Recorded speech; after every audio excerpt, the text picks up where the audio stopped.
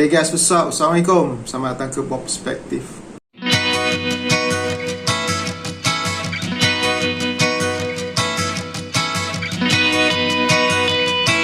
Okay, hari ni saya nak buat review filem. Lama betul saya tak buat review filem atau apa-apa video reaction sebab masih dalam mood merentas negeri. So lately ni saya banyak buat video merentas negeri. Tak adalah, buat banyak video pergi ride, pergi barbecue dengan kawan-kawan saya. Dan okay, hari ni saya nak buat review filem Penunggang Agama 2 yang saya dah tengok beberapa hari, dah minggu kot, 2 minggu, seminggu lepas yang tu lah. So ingat-ingat lupa, tapi apa yang poin-poin penting saya nak cakap tu saya ingat lah. Pelakon-pelakonnya masih pelakon-pelakon yang sama, cuma tak ada watak bapak dia iaitu Jalaluddin Hassan dan Sabrina Ali yang memegang watak ibu tiri Zul Arifin ni, ustaz. Dalam cerita ni dia menjadi ustaz. Masih ada Jalaluddin, masih ada Nasibillah Han dan isterinya tu, masih ada, yang lain semua ada, dan ada penambahan pelakon veteran, pelakon otai yang sangat disegani iaitu Rahim Nazali. Okey, ceritanya kali ni dia punya plot dia tu dah terpusing. Maksudnya sebelum ni Nasibillah Han yang digambarkan sebagai orang yang menunggang agama kan, tetapi benda tu sekarang dah terpusing pula kepada si Zul Arifin. Dia dah mula membuat rawatan, dia dah mula buat merawat orang, rukiah orang lah. Dan lama kelamaan dia jadi mula seronok dengan benda tu. Pada mulanya orang panggil dia ustaz, dia macam jangan panggil saya ustaz, dan saya bukan ustaz. Tapi bila orang lain keep on panggil dia dengan gelaran tu, lama-lama dia jadi suka, dia jadi macam dia biarkan aja. Dan orang bagi duit macam perkhidmatan yang dia berikan lepas merawat tu. Mula-mula dia tanya ikhlas kalau order kata ikhlas baru dia ambil. So lepas tu dia dah tak tanya benda tu semua. So slowly dia bertukar menjadi Tok Haji, walaupun tak se-ekstrim Tok Haji lah. Maksudnya dia dah dekat sini dia menunjukkan yang macam manusia tu sebelum ni dia baik. Contohnya macam Zul Arifin punya watak ni, sorry saya tak ingat nama watak tu, tapi bila dia berada di satu posisi yang sebelum ni dia tak pernah ada, dia pun boleh bertukar. So manusia ni dia tak ada jaminan lah dia punya iman dia tu kan. Sebab macam kita cakap orang, kita menuduh orang yang jahat kan, apa semua, kita belum ada di posisi dia ataupun kesempatan yang dia ada. So kalau kita di situ pun mungkin kita akan jadi macam dia. Tapi na'udzubillah min zalik lah, kita janganlah sebolehnya jadi macam tu kan.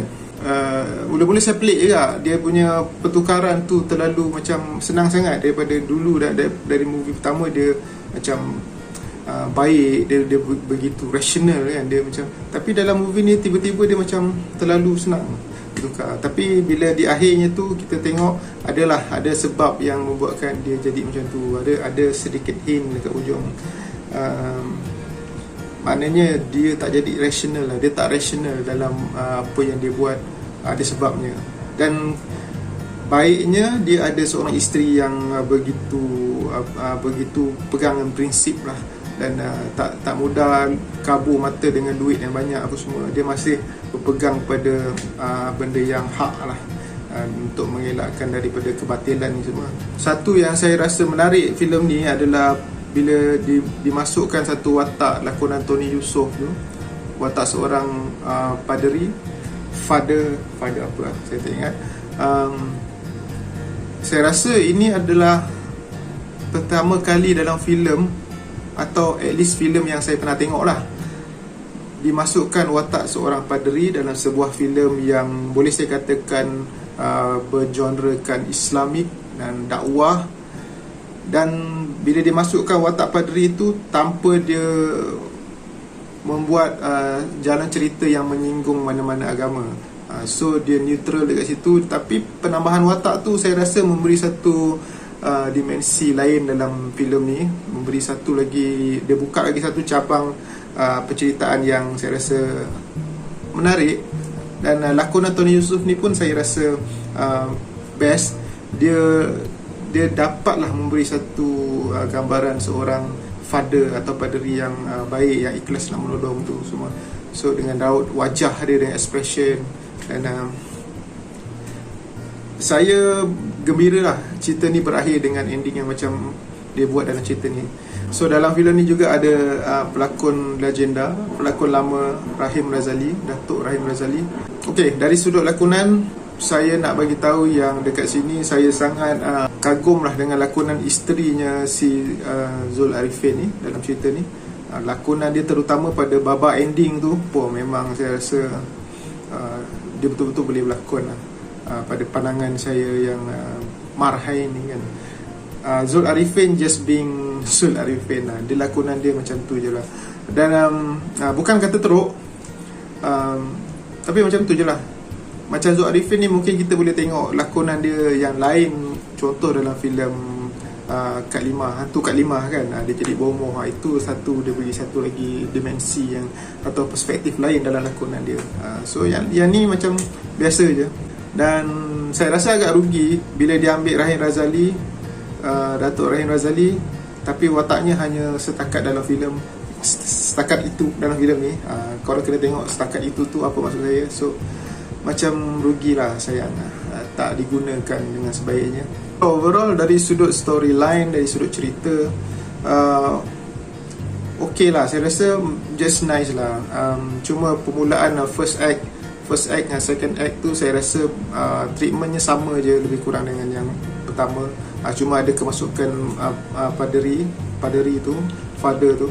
Dan yang saya suka cerita ni adalah pada third act dia. Macam saya kata tadi, ending dia, macam mana ending dia, konflik tu diselesaikan dalam cerita ni, antara isterinya Zul Arifin dengan isterinya Tok Haji tu. Dekat situ saya rasa ada satu kelainan lah.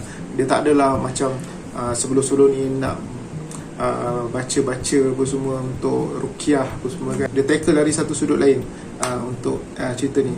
Dan sekali lagi, cerita ni daripada pengarah Syafiq Yusof, dan saya tak rasa cerita ni ada plot twist. Ada ke lah? Kalau ada, saya rasa tak ada lah. So secara keseluruhan saya rasa sebuah filem yang saya agak enjoy menontonnya. Walaupun pada mulanya saya rasa dia sebuah biasa je, tapi ending tu saya suka.